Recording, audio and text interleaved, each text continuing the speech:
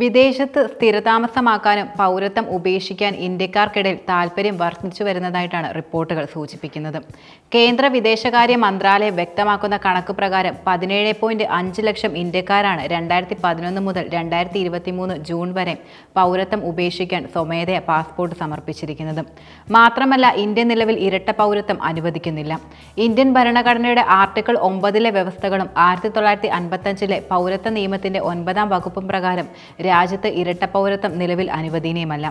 2019 1,44,017 ഇന്ത്യക്കാരാണ് പൗരത്വം ഉപേക്ഷിച്ചതെങ്കിൽ 2022 ഈ എണ്ണം റെക്കോർഡ് നിലയിലേക്കാണ് ഉയർന്നത്. 2022 2,25,620 ഇന്ത്യക്കാർ അവസരങ്ങൾ തേടി വിദേശ പൗരത്വം സ്വീകരിച്ചപ്പോഴായിരുന്നു ഏറ്റവും കൂടുതൽ ആളുകൾ ഇന്ത്യൻ പാസ്പോർട്ട് സറണ്ടർ ചെയ്തത്. US നിന്നുള്ള 71,991 ആളുകളും കാനഡയിൽ നിന്നുള്ള 60,139 ആളുകളും ഓസ്ട്രേലിയയിൽ നിന്നുള്ള 40,377 ആളുകളും UK നിന്നുള്ള 21,457 ആളുകളും ഇന്ത്യൻ പൗരത്വം ഉപേക്ഷിക്കുകയുണ്ടായി.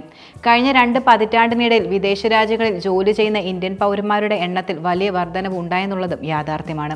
വിദേശകാര്യ മന്ത്രാലയം പാർലമെന്റിൽ സമർപ്പിച്ച രേഖയിൽ വ്യക്തമാക്കുന്നത് പ്രധാനമായും തൊഴിലാളികൾ, പ്രൊഫഷണലുകൾ, വിദഗ്ധർ എന്നിവരുൾപ്പെടുന്ന ഏകദേശം 1.3 കോടി ഇന്ത്യൻ പൗരന്മാരാണ് വിദേശത്ത് താമസിക്കുന്നതെന്നാണ്.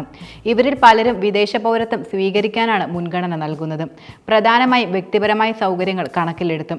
മാത്രമല്ല, ഇന്ത്യൻ പൗരന്മാർ തൊഴിൽ തേടി വിദേശ രാജ്യങ്ങളിലേക്ക് പോകുന്നതിന് യാതൊരുവിധ നിയന്ത്രണങ്ങളും സർക്കാർ ഏർപ്പെടുത്തിയിട്ടില്ല എന്നതാണ് ശ്രദ്ധേയമായ കാര്യം.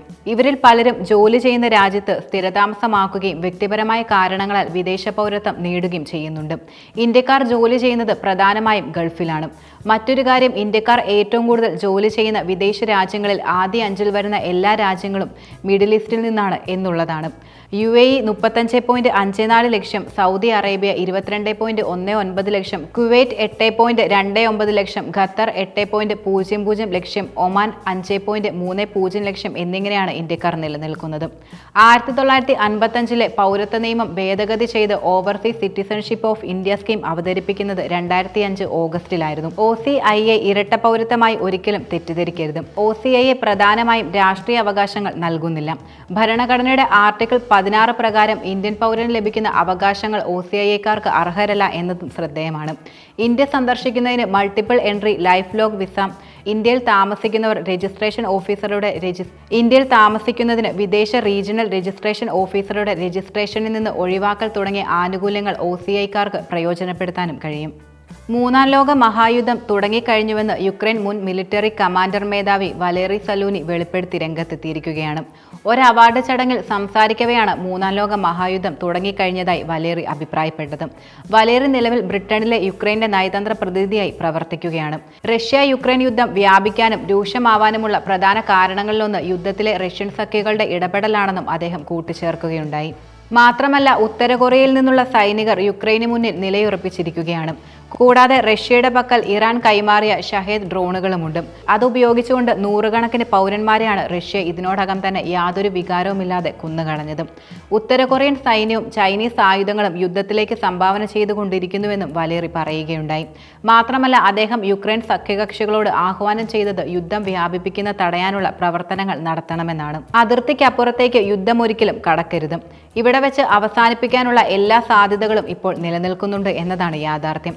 പക്ഷെ പലവിധ കാരണങ്ങൾ കൊണ്ട് അവർക്കത് മനസ്സിലാവുന്നില്ല എന്നതും ഒരു പ്രതിസന്ധിയാണ്. യുക്രൈൻ ഇതിനോടകം നിരവധി ശത്രുക്കളെ സമ്പാദിച്ചു കഴിഞ്ഞുവെന്നും അദ്ദേഹം അഭിപ്രായപ്പെടുകയുണ്ടായി. സാങ്കേതിക വിദ്യകളുടെ സഹായത്തോടെ ഉത്തര കൊറിയയ്ക്ക് ഈ പ്രതിസന്ധികളെ മറികടക്കാൻ കഴിയും.